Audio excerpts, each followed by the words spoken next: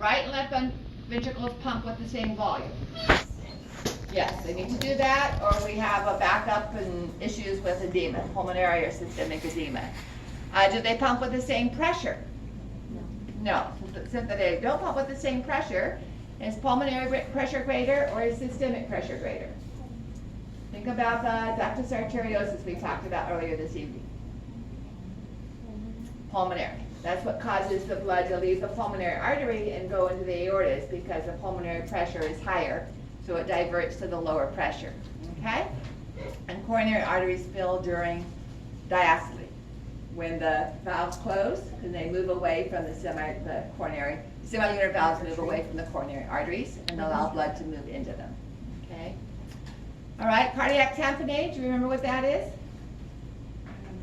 We talked about it when we talked about the pericardial sac. And Steve Irwin and the IV needle that went into the pericardial cavity instead of staying into the subclavian vein. So when fluid builds up in the pericardial cavity, be it blood or IV fluid, that's cardiac tamponade. So the ventricles cannot fill as much with blood. So what happens to stroke volume? It decreases. So if stroke volume is decreasing, what's going to happen to heart rate to maintain cardiac output? It's going to go up. Okay? So here's an image of the increased fluid volume and the pericardial sac restricting the expansion of the ventricles. All right, acetylcholine. Does it bind to ligand-gated ion channels and autorhythmic cells?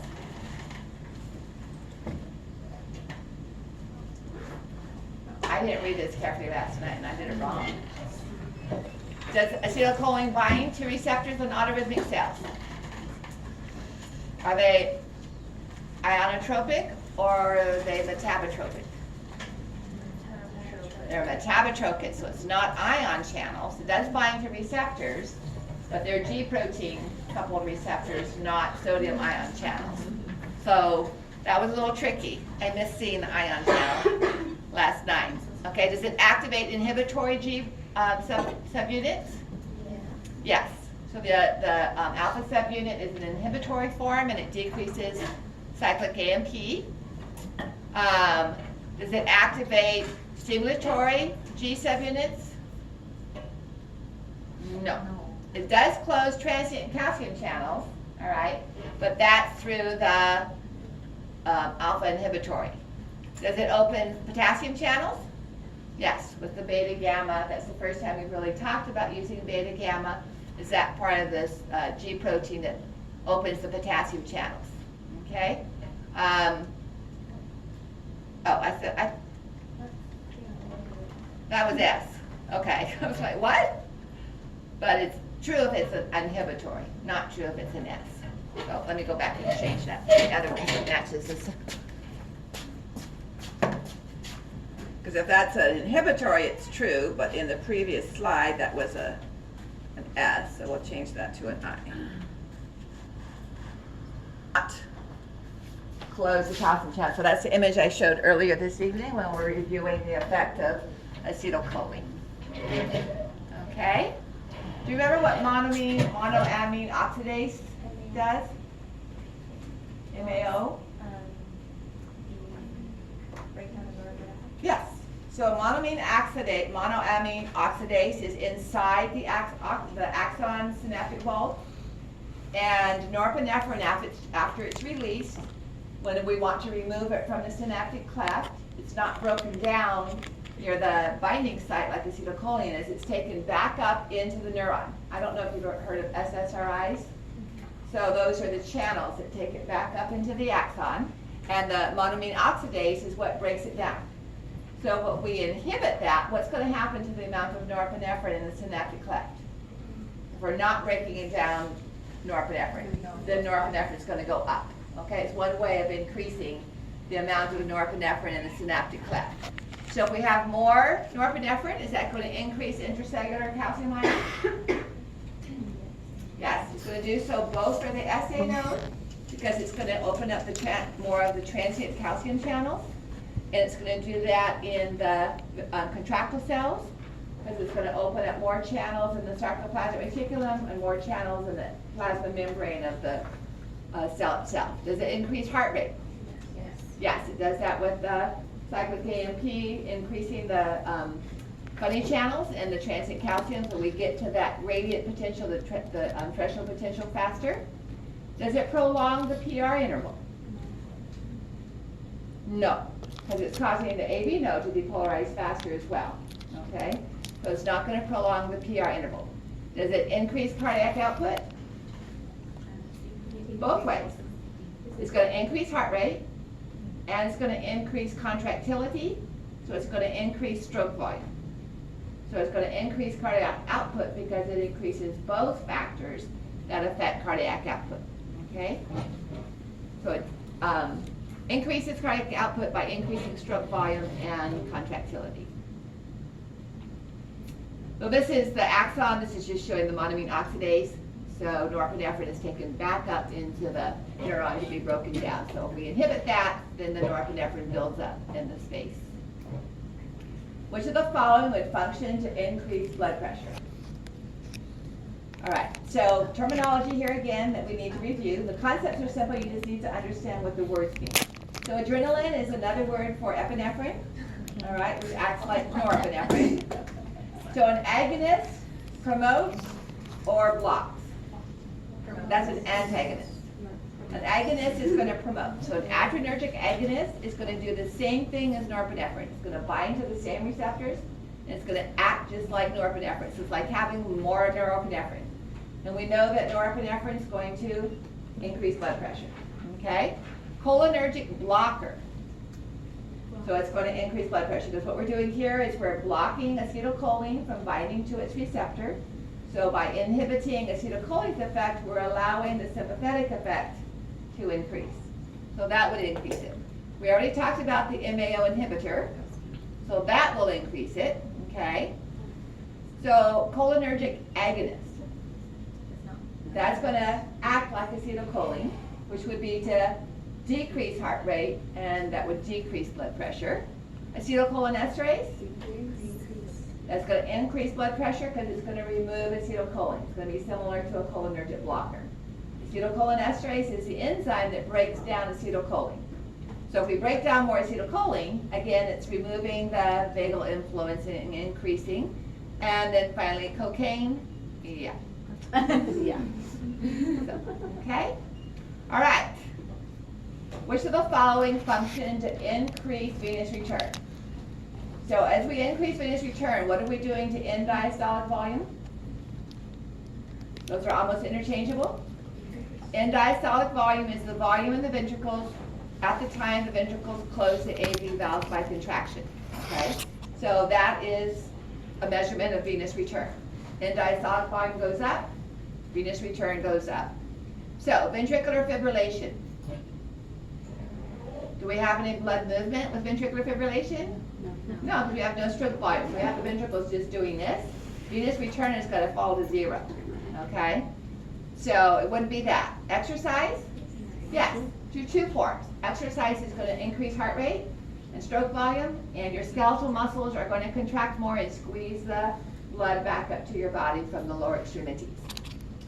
Atrial natriuretic hormone release. We just talked about that tonight. That's the only one of the hormones that does increase it. So remember aldosterone? Oh, sorry, you're right. Yes, it decreases it because it causes urine to leave. Okay. That up there. Okay, so aldosterone and ADH would increase it. Increase cardiac output? Yeah, because the more that goes out, the more has to come back. Aldosterone release? It's going to cause increased venous return because we're going to increase blood volume by returning sodium to the blood. We're going to return water to the blood. Diuretics? No, we're going to lose volume. The Valsalva maneuver. The Valsalva maneuver squeezes the heart. Okay? And I did this exercise for the students last night. I haven't done it for you yet. Something that when I had the paper version of lab reports, everybody did it. So remember, pressure has to be lowest at the heart as well as highest, or we don't have blood cycling. The blood has to be high where it's leaving and low where it's coming back. Okay? So Remember the dorsal venous arch we talked about? Where that forms over the tendons in my hand, in the back of my hand, as I let the blood gravitationally flow into that. I have lost enough collagen and elastic fibers so as that fills with blood, it creates a little ridge I can actually feel. Okay? So if I estimate where the right atrium, which is where blood is returning from my body system, if I estimate where the right atrium is here, then to overcome the pressure that's already there, I have to raise my hand above the level of my heart to get that to collapse, showing that the blood flow is moving back faster than it's building up in it. So what I want to do is look to see when that ridge that's in there flattens down to the level of my tendon and isn't higher than that anymore. So, and then I'll mark it. Oh, not that I need to do it, it's not going to be.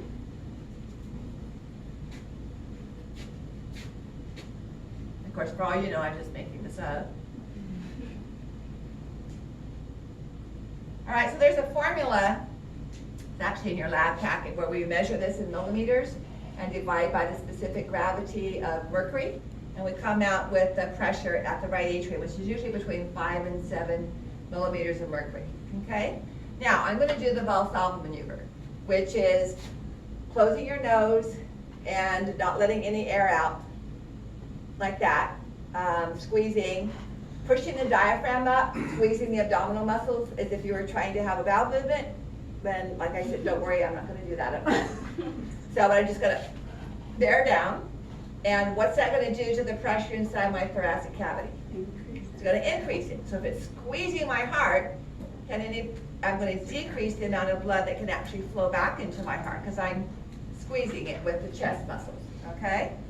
So I'm going to do that now. It usually makes me a little faint because I'm not letting any blood go out either. So I might close my eyes and shake my head a little bit. I'm just trying to get rid of the gray that's in my eyes. Okay.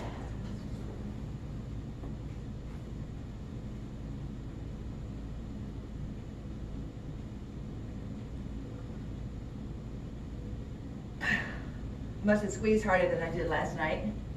It went a little higher. Right now my ears are all stuffed up. Okay, so that's how much higher I had to raise my hand to overcome the pressure in my right atria due to the Valsalva maneuver, okay?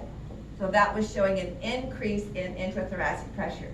Now, normal breathing actually helps to move blood into the heart because when you breathe in, what are you doing to pressure in your thoracic cavity? You're decreasing it, so that's going to help blood move into the heart.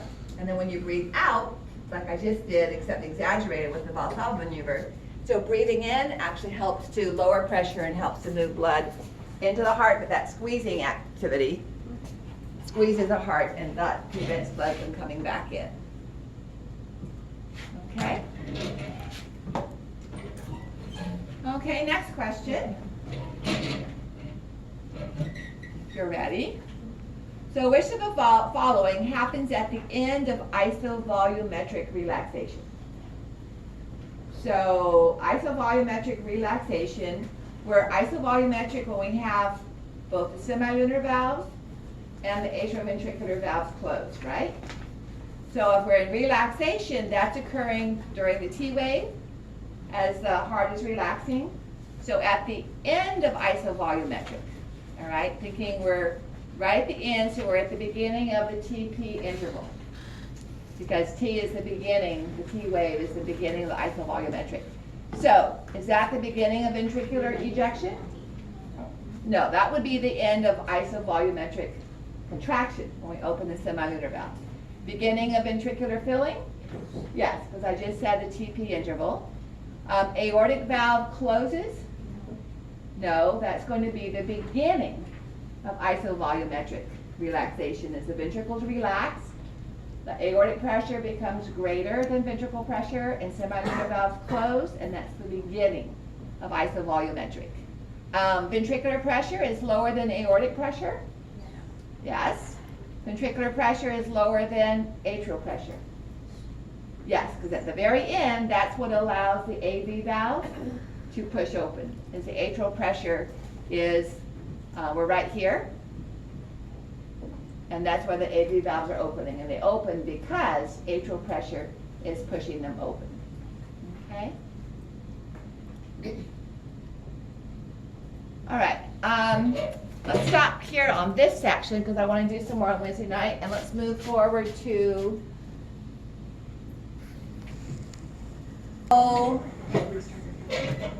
what channel? What is this membrane potential? What channel, what ion? Is it ligand gated or voltage gated channel that produces this increase, this depolarization? Are we looking at autorhythmic cells or skeletal muscle cells or contractile cells? Autorhythmic, okay? So this is part of the action potential. So what ion is moving into the cell there? Calcium, okay? Is it a ligand gated or a voltage gated channel? Voltage gated. Voltage gated, okay? So voltage gated, long lasting calcium channel creating the action potential. Now unfortunately the line's down here at the bottom, so B is the repolarization that's occurring there. So what kind of channel is that? It's still part of an action potential, so is it going to be ligand gated or voltage gated? Voltage gated, and for what ion? Potassium. Okay, so you will have questions like this, fill-in questions like this on the exam next week. Well, I have a similar diagram to this, and a line saying, identify this action potential, identify the channel that opens or closes here, type of thing as you look at that. So almost identical to this, okay? So C, and I apologize for that being so, C is right here. So what cell are we looking at?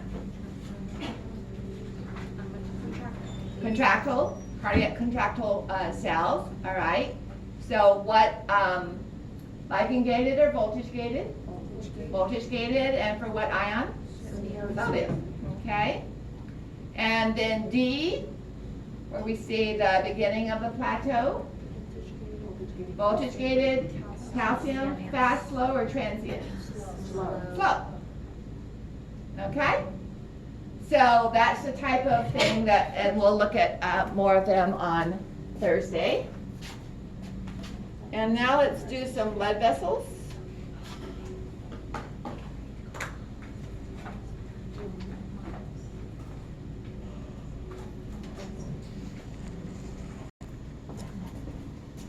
All right, so the superior vena cava is formed by the union of what vessels? Did you prepare for the quiz on Thursday? Okay, got a brachiocephalic here. Let's see if you're right. Both brachiocephalic. So we have a short right one and a longer left one coming together to form the superior vena cava. As zygus drains into it, it doesn't form it. Okay. The popliteal vein or popliteal vein is formed by the union of posterior what? Tibial, and the other one is no. Fibular drains into posterior tibial. Fibular drains into posterior. Posterior and anterior. All right, so here we have the posterior view of the lower limb. Here's the anterior tibial draining into posterior coming together right there, and there's fibular draining into posterior tibial. The posterior tibial and anterior tibial come together and form the popliteal vein. Okay? The superior adrenal artery is a branch of the inferior phrenic. All right, so here they're showing several of them, and remember I told you I drew it very far away, but in actuality the kidneys are pretty close to the diaphragm. Okay, what are the three branches of the celiac trunk? Left gastric, hepatic, and splenic. Okay. The cephalic vein and the basilic vein drain into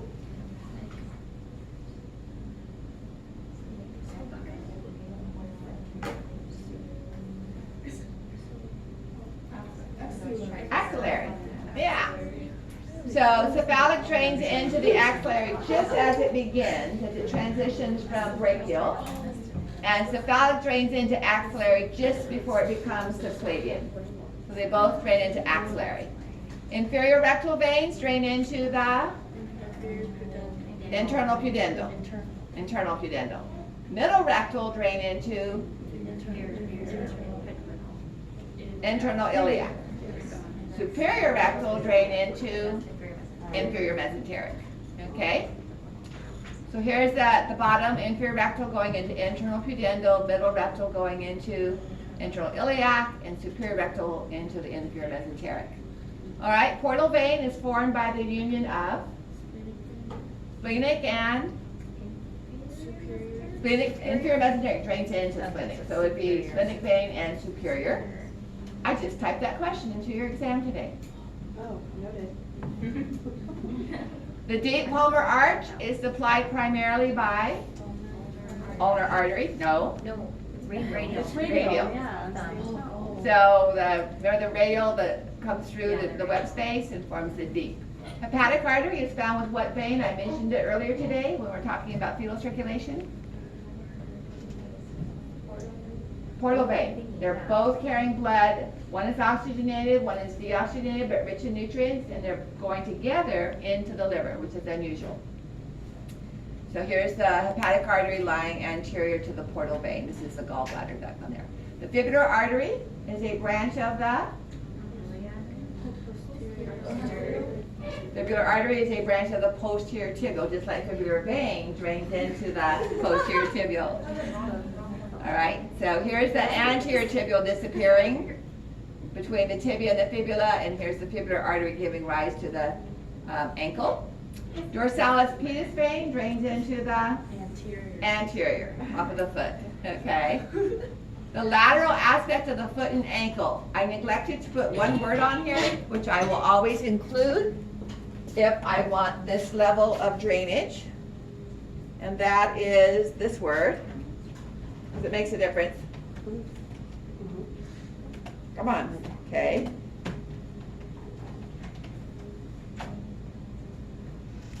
So draining the skin of the lateral foot and ankle. Skin. I heard it. Small saphenous. The fibular would drain the deeper tissue, okay? But if we're draining the skin, medially would be great saphenous, laterally and posteriorly for the lower leg would be the small saphenous. Okay? All right. So we'll do a little bit more of this on Thursday, and we'll also do some tracing questions. I know I've been promising them to you. There's some online, and there's some in your lab as well, or lecture notes. Okay? So that's our formal. I've talked for 2.5 hours. You've been kind enough to listen. So